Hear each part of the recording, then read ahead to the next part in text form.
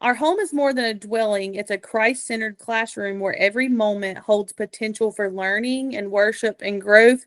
In our space, academics and faith are not separated. So like Mm. while we might be learning about math and maybe that's not necessarily biblical, like we can add things in, like we did butterflies and we can talk about how the Lord transforms and renews us. But there's so many opportunities that you can put that in there.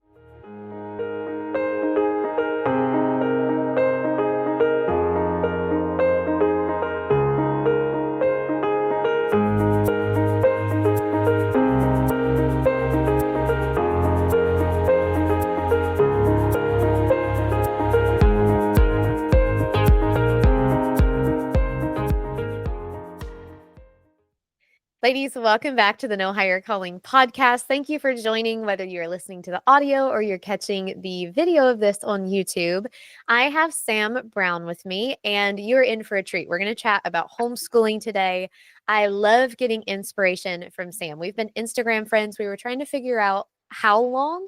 I think it's been a while. Time It's been a flies, but I while. think it's been a few years.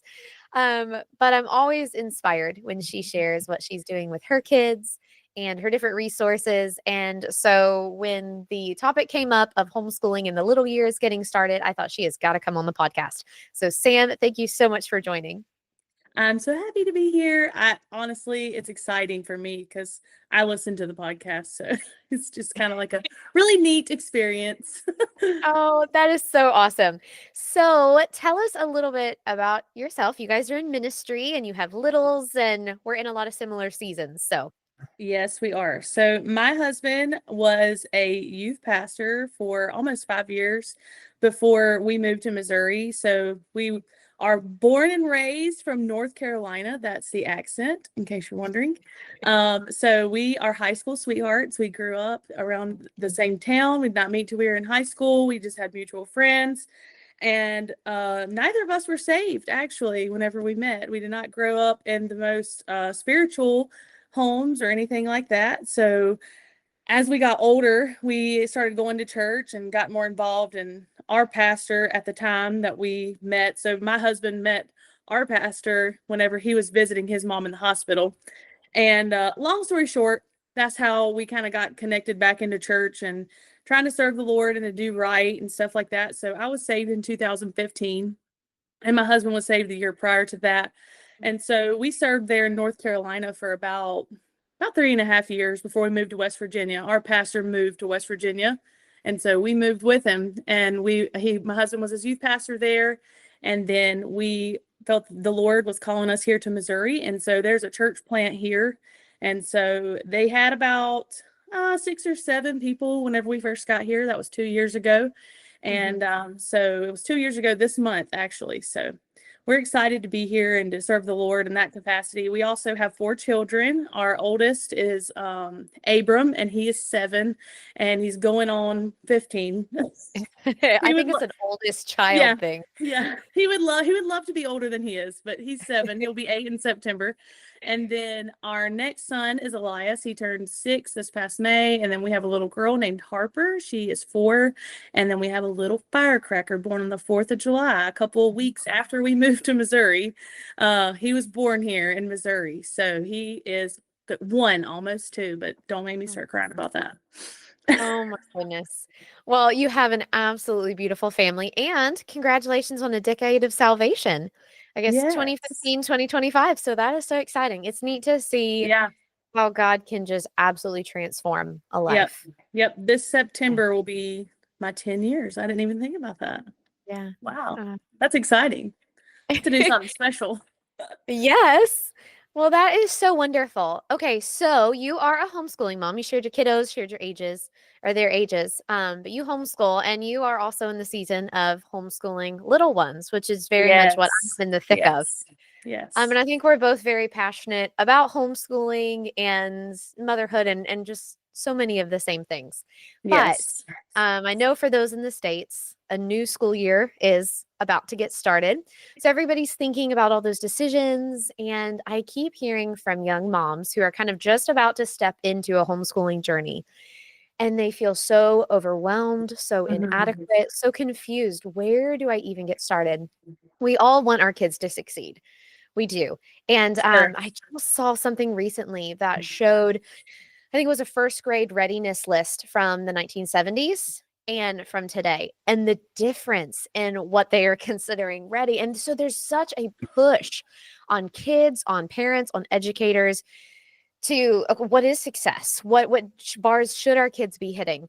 Um, and so that puts a lot of pressure, a lot of Sure. undue pressure on moms when they're getting There started. really is.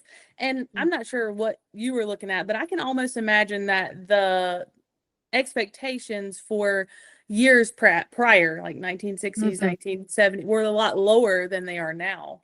Oh, yeah, it was Um, like ride a bicycle, right, walk to the right. neighbor's house without mom. Well, my husband and I were just talking about this the other day. So we had a lady come visit our church and she was, we were just talking and she was asking me if I worked and I said, "Well, I said I do work, but I work in the home and I take care of my kids. That's a lot of work." And Mm, so I was telling her that we homeschool the kids and all that. She's like, "I would love to homeschool my kids." I was like, "Well, do it. You can do it. You can do it." And she was like, "Oh, I don't know if I can." And she was just sharing with me, that she didn't think she could do it. I'm like, you can do it. There's so many resources. mhm, This is not homeschooling in the 60s or the 50s where you have absolutely no resources and you don't know what you're doing. There's curriculums. There's even curriculums that will teach your kid for you. I mean, if you just feel that inadequate, I mean, if you want to pay the money to do that, there are curriculums yeah, that will teach your child for you. All you have to do is press play. It's mhm, that simple if you really want to homeschool. But regarding the things being more simple, we were also talking about, I don't know about you, but when I was in kindergarten, we still took naps. mhm. Did you take That was naps? absolutely the Okay, best so part of the day. we still took naps. And so I didn't share this on here yet, but also a part of my testimony is that before I had my children, I taught public school. So I have a double bachelor's in elementary and special ed. I don't think that makes me anything special or makes me any more qualified to homeschool my children than anyone else. Like it does give me an insight and Mm, it helps guide me in some things. Like I do have mhm, that foreknowledge that some people don't have that you can get from a curriculum, you can get from a book. You don't have to have all this education to teach your children. But I do see it as a blessing, because I did go to college before I gave my life to Christ, and I want to use it the best that I can. I don't want to be mhm, I want to be a wise steward of the education that I have, and I do try to use that. But I also, something that I have written down here is that the school system is designed to produce workers. And that's great. Like we need people to mm, work. We need people who have education. We need doctors. We need lawyers. We need electricians. We need plumbers. We need architects. We need all those things. But more than anything, I think homeschooling, there are a lot of homeschoolers who still go to college. Let's just throw that out there. But and there are a lot of homeschoolers who are doctors and lawyers and electricians and everything else. But mhm, I think a lot of Christian parents, our first and foremost goal in our child's life is to disciple them. And so we are wanting to see them come to Christ at an early age and to want to serve the Lord with their life and to give their life to the Lord. I'm not trying to send my kid to Harvard. If they want to go to Harvard and that happens, whatever. But that's not my ultimate goal. My ultimate yeah, goal is to see them love the Lord and to live a life that's pleasing unto Him. And so I think that as a person who desires to homeschool, that's a big thing, especially for mhm, people who are Christian homeschoolers. So that's just yeah, kind of my take on that too, is that, you know, things things used to be less because that was the expectation. When they had one room classrooms, they had a classroom full of kids of different ages, mhm, and they let the little kids be little kids. And I think that is missing from the public school system. I really do. I think that the nurturing part is missing. It really is. And it's a sad thing. I mean, I taught first grade, but I taught in a low income poverty school. And so a lot of the kids who were in my class were in a preschool or kindergarten level. Like Mhm. they didn't know this is the front of the book, this is the back of the book. It's that low. And so there would be children after lunch that they need a nap because they're just Mhm. tired. They've been working all day. They are, worn out. Their minds have been going and they need a time of rest. And there were times where my principal would walk in and be like, "Why are they sleeping?" "Well, they're tired." Yeah. And so I think my knowledge of the inside of a public school classroom does give me a different kind of resolve as a Mhm. homeschool parent also. So, Yeah.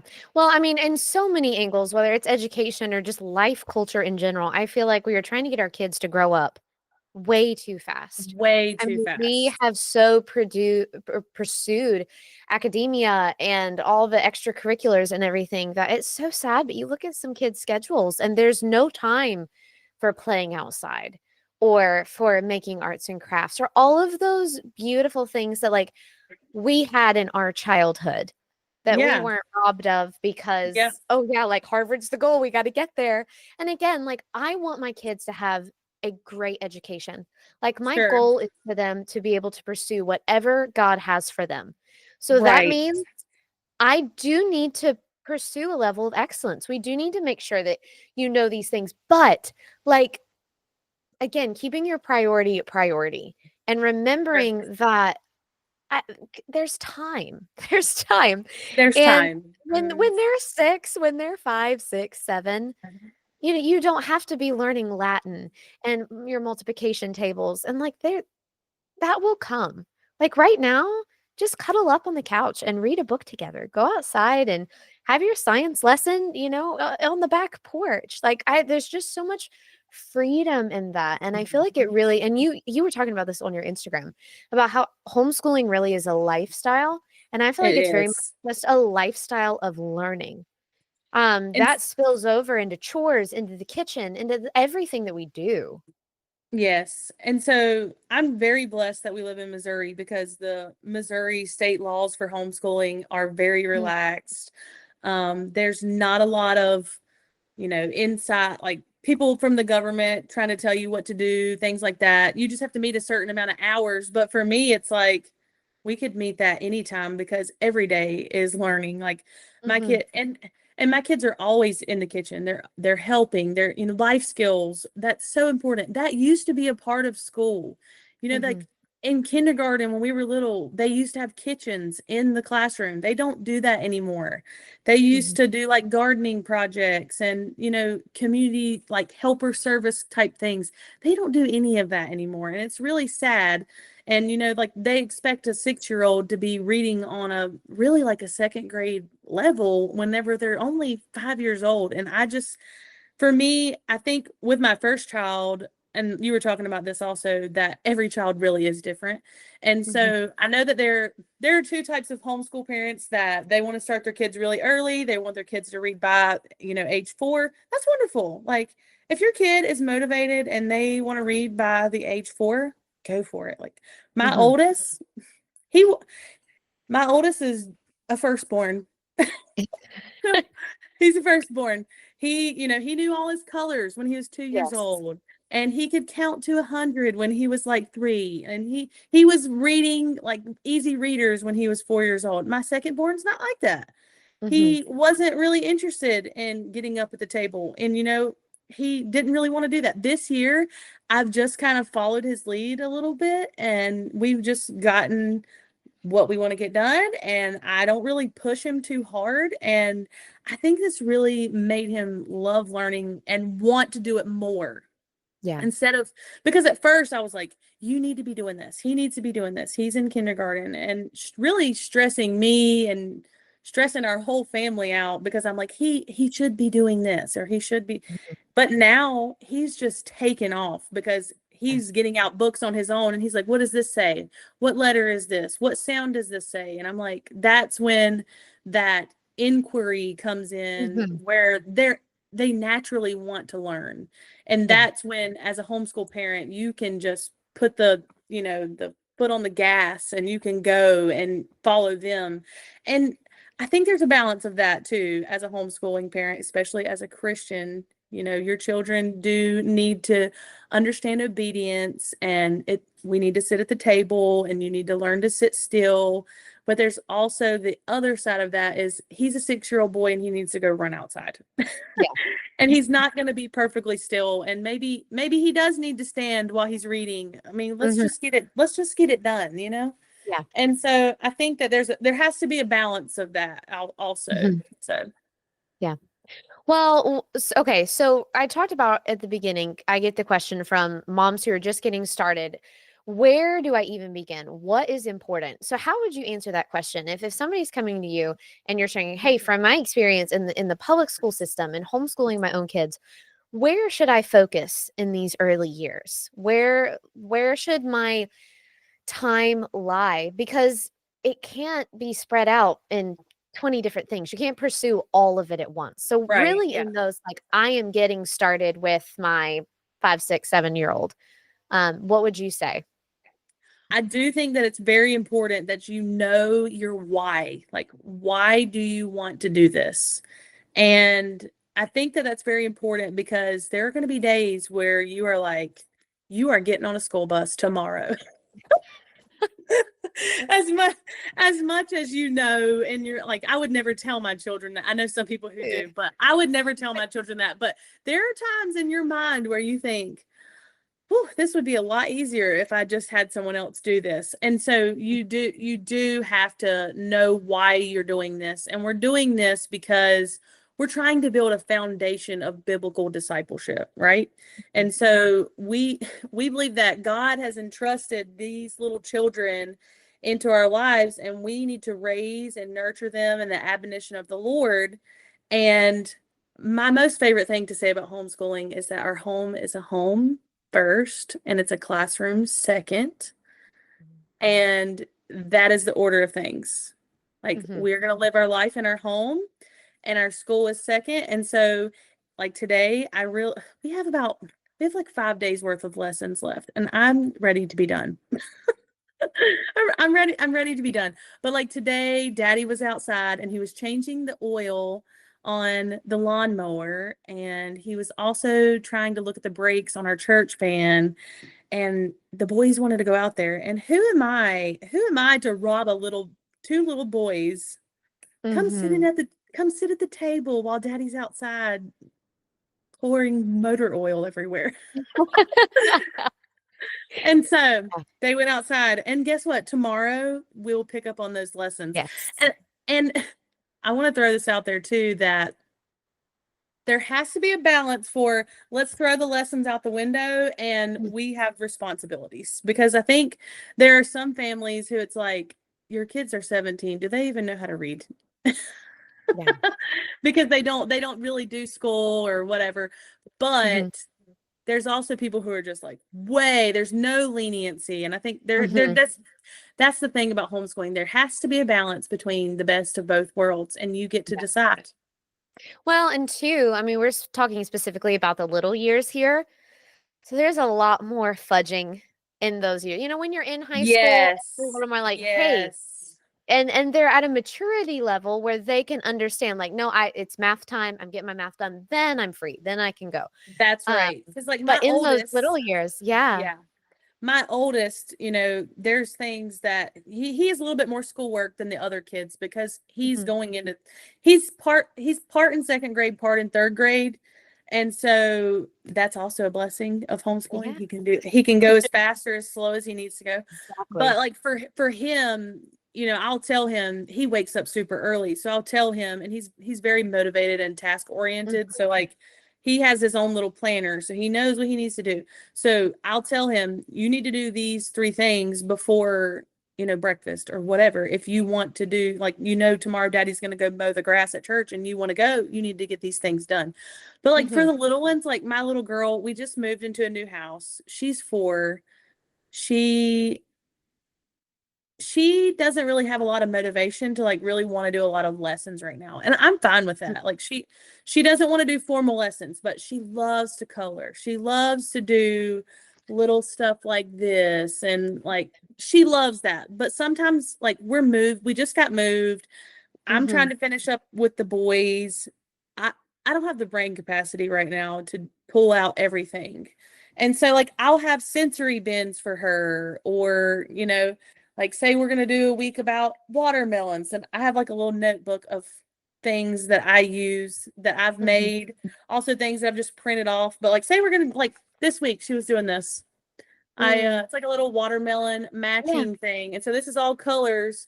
And then I printed this out again because she kind of crumpled up the other ones. But these are just the cards, and you just cut them out, and then she would play with them. And Mhm. there's colors, there's Yeah. shapes, there's numbers. And so all of it really is based in play, and she feels Mm. like she's doing school, but she's just playing and getting exposure to things. I don't expect her to know all her letter sounds, all her letter names, all the numbers. She does. I mean, she does know a good bit of them just from being like, what's this? What's that? Mhm. Or playing little card games and stuff like that. So it does help build a foundation, but I really have no expectation other than exposure. Mhm. Because, like I was telling you, I think that a lot of parents, even parents who send their kids to public school, I had kids in first grade who didn't know this is the front of a book. That makes me so sad. Yeah. That makes me so sad because that means their parents never like opened a book with them and read a Mhm. book with them. They never got to sit on mom and daddy's lap and like look, okay, let's turn the book around. It's upside down. Like that Mhm. hurts me. And Yeah. so I think too, in the little years, it really is a lot of just exposure. And Mhm. I already am preparing myself for this next school year because my little boy, my little 2-year-old, he'll be 2 in July. He cannot wait. He cannot wait to do school. He wakes up in the Mhm. morning and I color and run into the closet, getting out the crayons, getting out, anytime they're working on school, he's right here in the thick of it, like Yeah. coloring, drawing all over everything.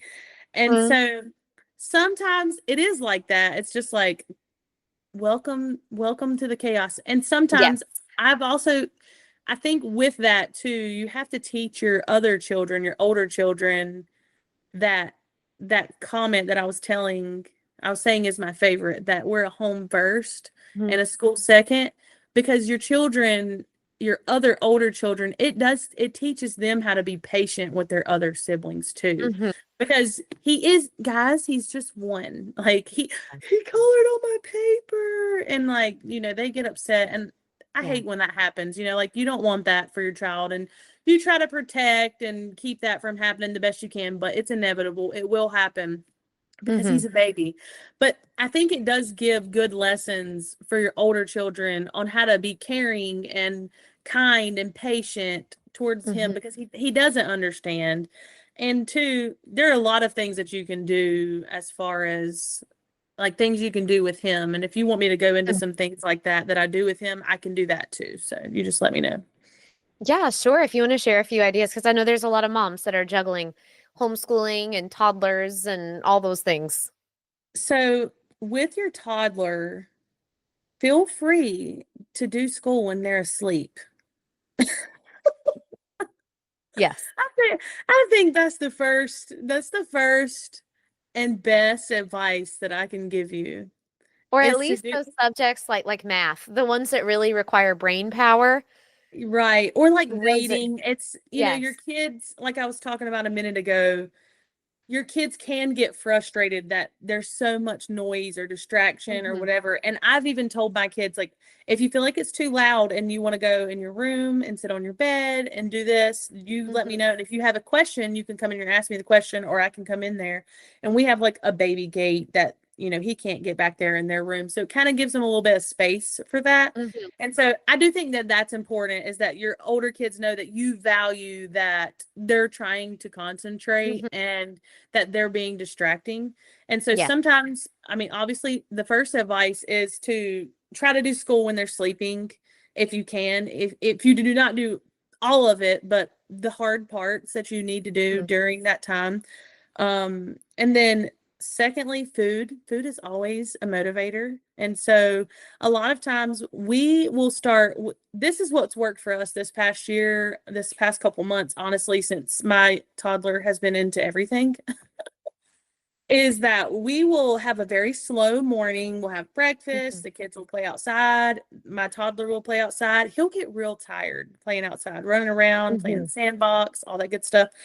Yeah. And then I'll come in and put him in his seat around like 11, get him his lunch, and then I'll have them come to the table and we will do school while he's eating lunch. And then Mhm. when he's finished with lunch, I'll put him down for a nap and then we'll do school. And then I'll kind of give them like a little snack while we're doing school. And then they just eat like a little late lunch, or Mhm. they can eat lunch right when he's eating. But, we'll do some kind of reading or something like that that they need to get accomplished during that time.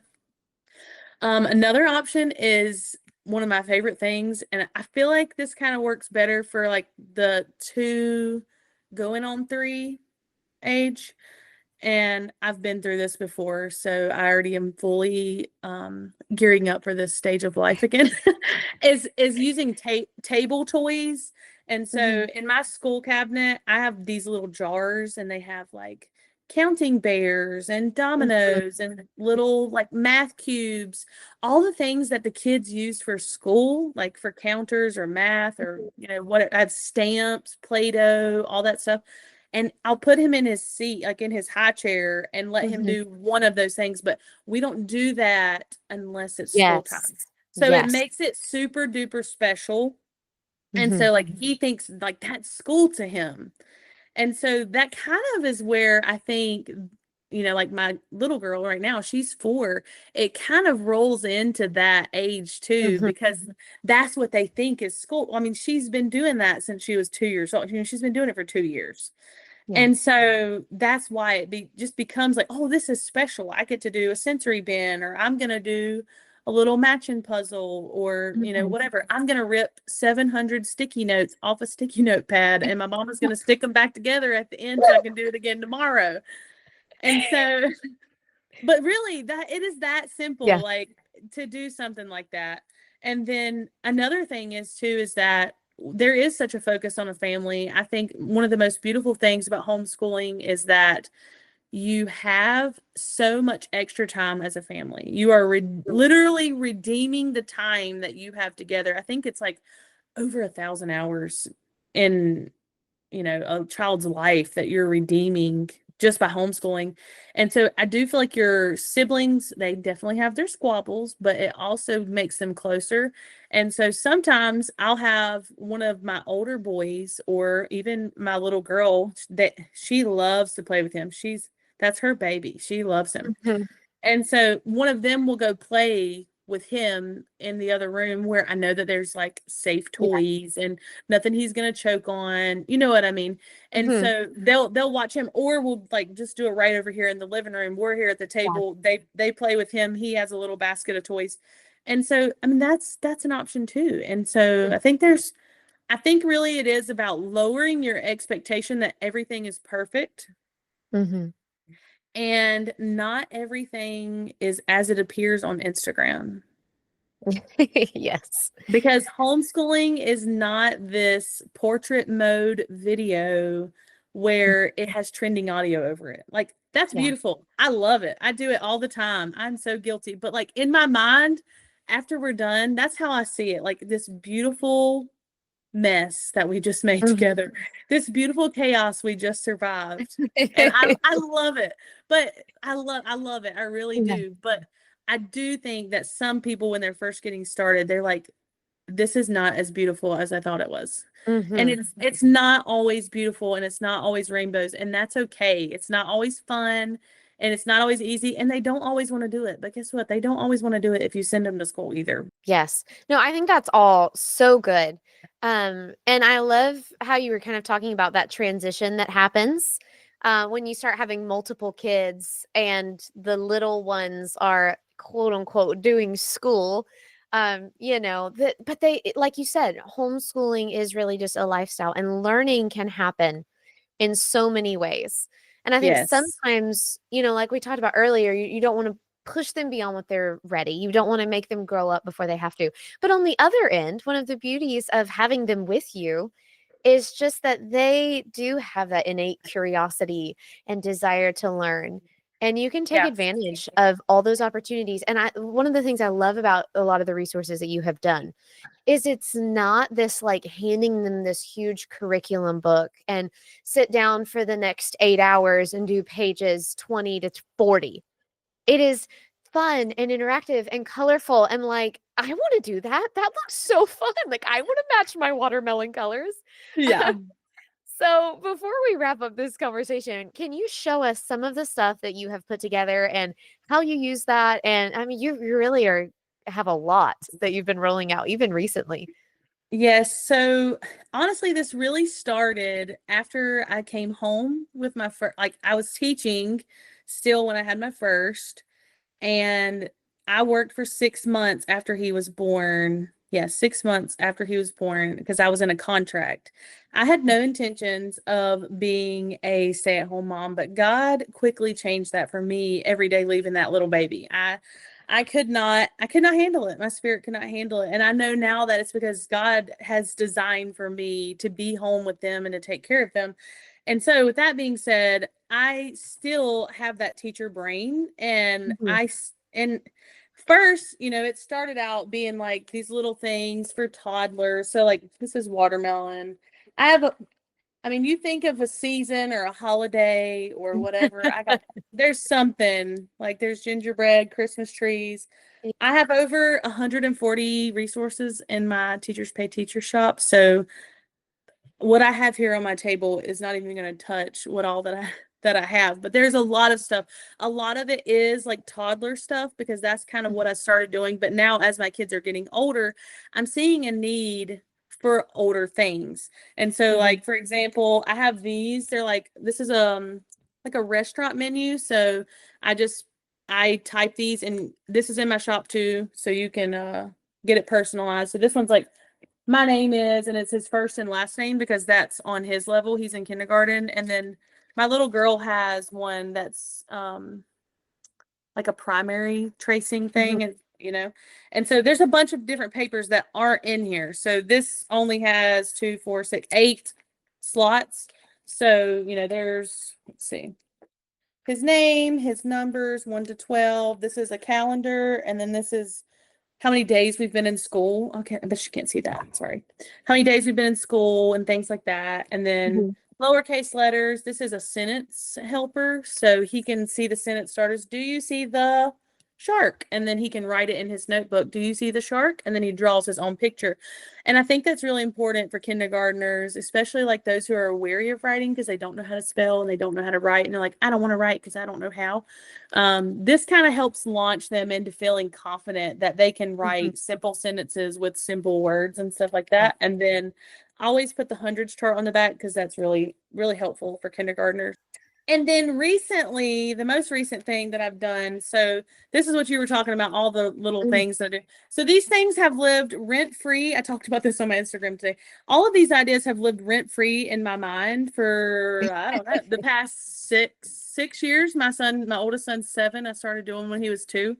And so I have notebooks and notebooks and notebooks of just random little things that he needed something to do, or one of my other little kids, they hopped up at the table, and I'm like, okay, let me draw a quick turkey real quick and put some letters on it, and here's some stickers, put the letters, sort the stickers.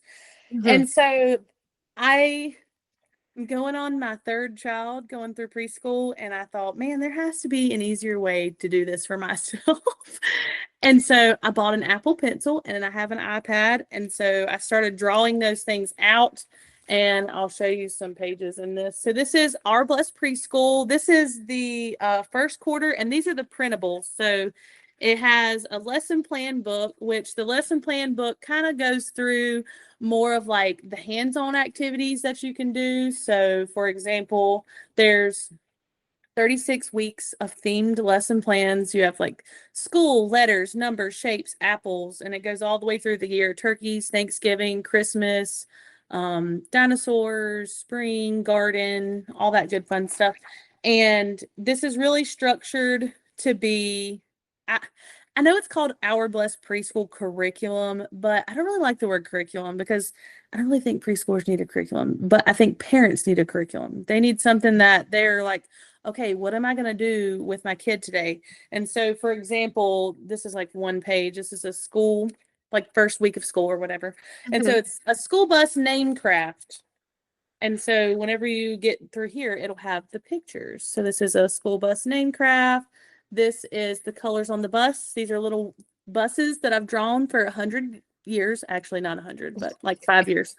And some of these pictures are even like this is my oldest when he was like 2 or 3 doing these activities. Oh, that's And special. so, and they're just activities that I love and I know that they work and I know the kids love them. And they'll be like, hey, let's do the ice letters. And I'm like, okay, let's do it. And so, like, that these are just things that have helped me and it's really a Mhm. tool.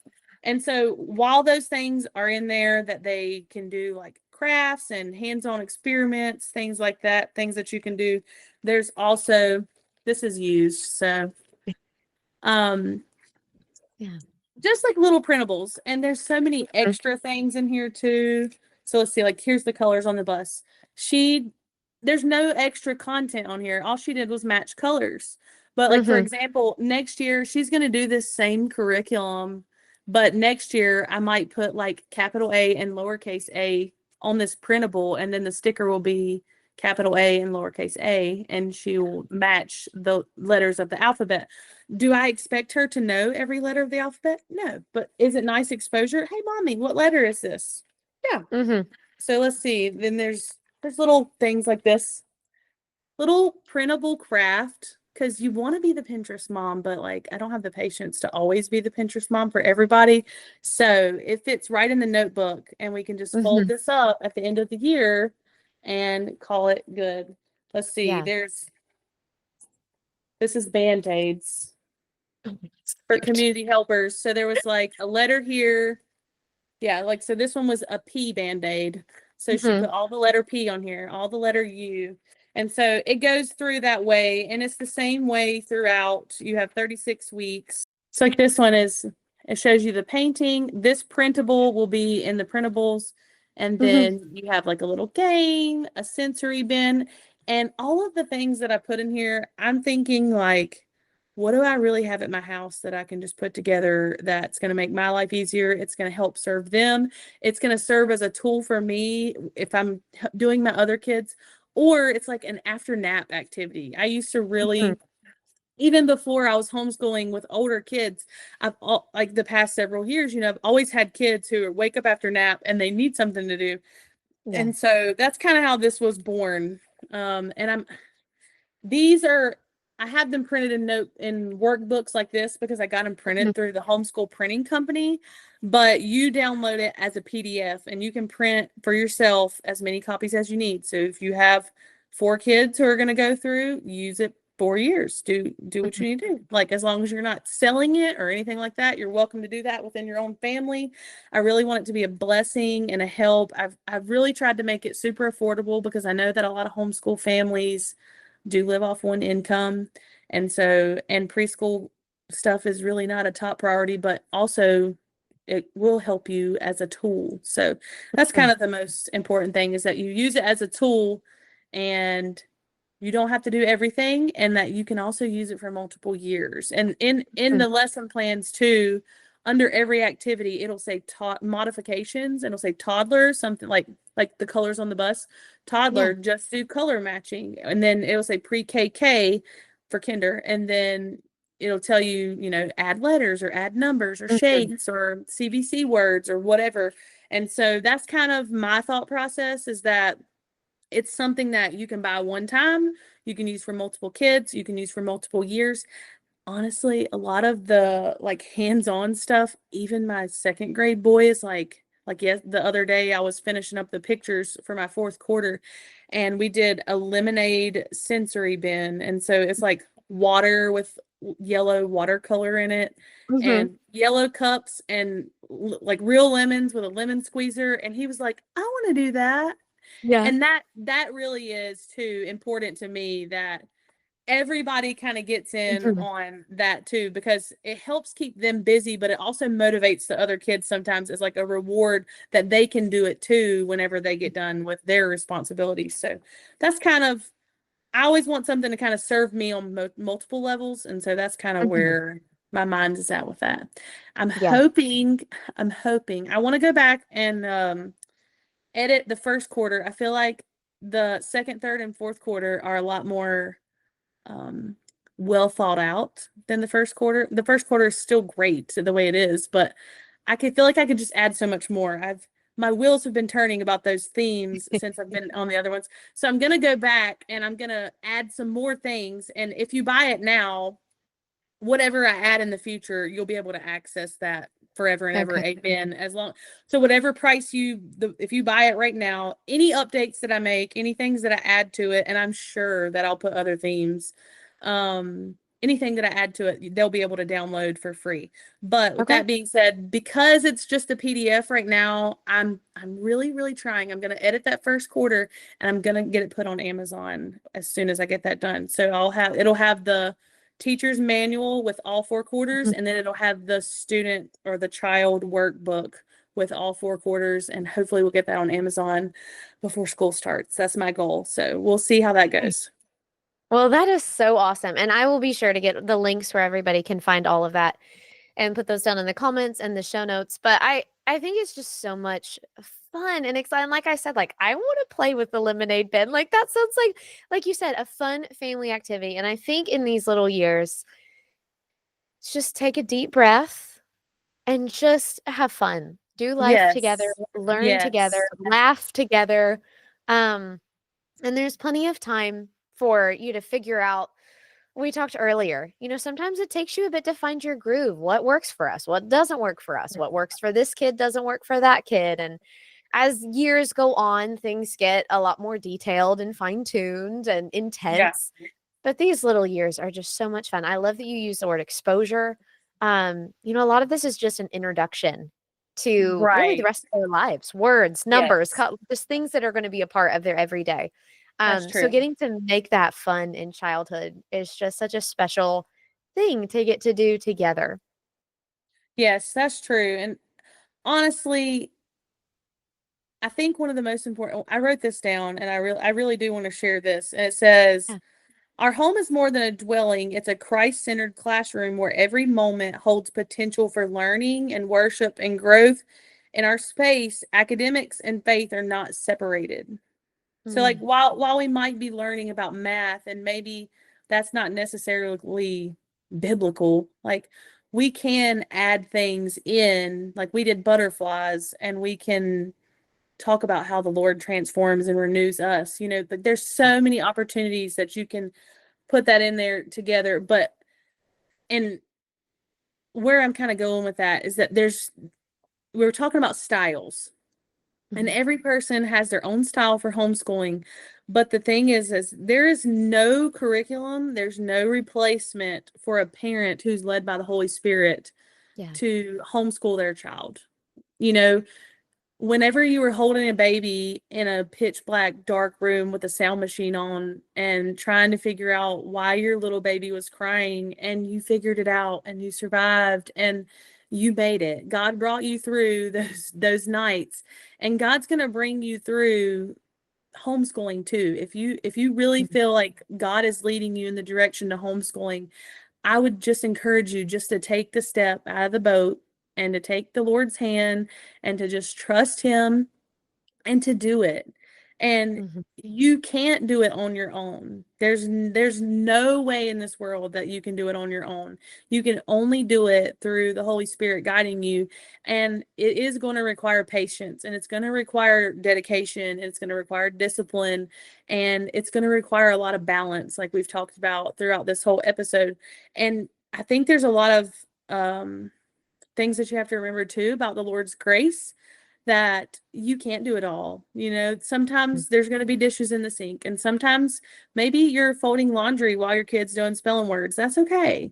This is a home, Mhm. and we live in our home, and we also do school in our home, and sometimes those things have to merge, and that's okay. Mhm. And I think the biggest thing is just not to get stressed and to let the Lord help you and to guide you and encourage you and just to stay with it and to do it because it is such a special and sacred thing that we get to do to raise our kids.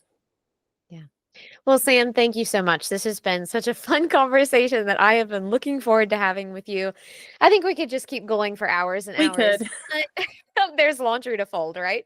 Yes, I have a whole sink full of dishes right now. So, yeah, there's plenty to do. Oh my goodness, always. But what a joy it is. And that's what I love and appreciate about you is you just have such a joy in all the many aspects where you get to serve the Lord, whether that's in your momming or homemaking and all those different things. Yeah. So it has been a joy to have you on the podcast. Thank you so much for joining me. Yes, thank you for having me.